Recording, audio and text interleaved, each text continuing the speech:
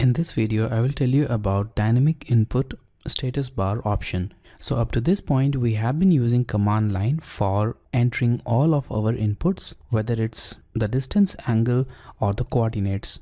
But there is an alternate method of doing this, and you can do that using the dynamic input, which is simply a small command line on your cursor. So here we have this dynamic input option on the command line, and you can activate it by clicking on this option, or you can also use a din mode system variable. So you can change the value of this din mode system variable to 1 in order to make it active. Now once this is active, go to any command and now click, and now you'll find a slight difference. Now we have this cursor, and along with the cursor we have the command line input here. So the same input which is on command line can now be seen directly on the cursor, and along with that we have a dynamic coordinate here. So you can see that this coordinate display changes according to the movement of cursor. Now let's click at any point in the drawing area, and now the cursor again changed and it's now reflecting a new value here. So now wherever possible, the cursor will show this distance value and also the angle value, and as far as possible it will show other values also, for example radius or the arc length, depending upon the geometry. So now let's say that in this case we want to make a line with length of 100 unit inclined to an angle of, let's say, 45 degrees.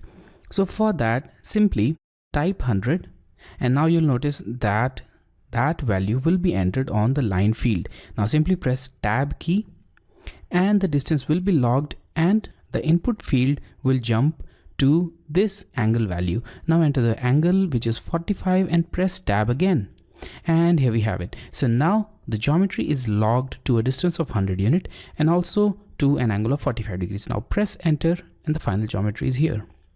So this is a little bit simple method of making the geometries which you can use obviously, and depending upon the geometry or your preferences, you can either prefer this method or the direct command input from the command line. So I'll now press escape key and I'll look at other options which are available with this dynamic input.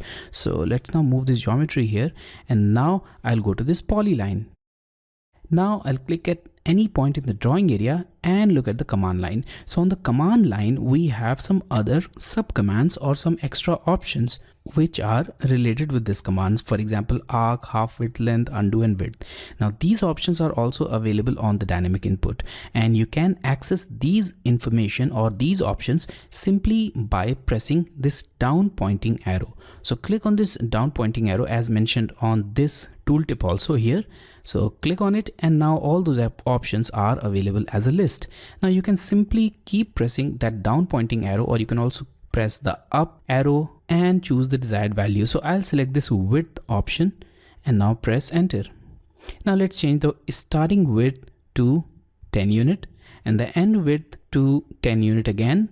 Press enter. And here we have it. So now you can see that we can apply the same value directly from the command line. So once again, let's change the width to 0. I'll select the width value, enter 0 as the starting width and ending width also as 0, and press enter, and we have the normal polyline here.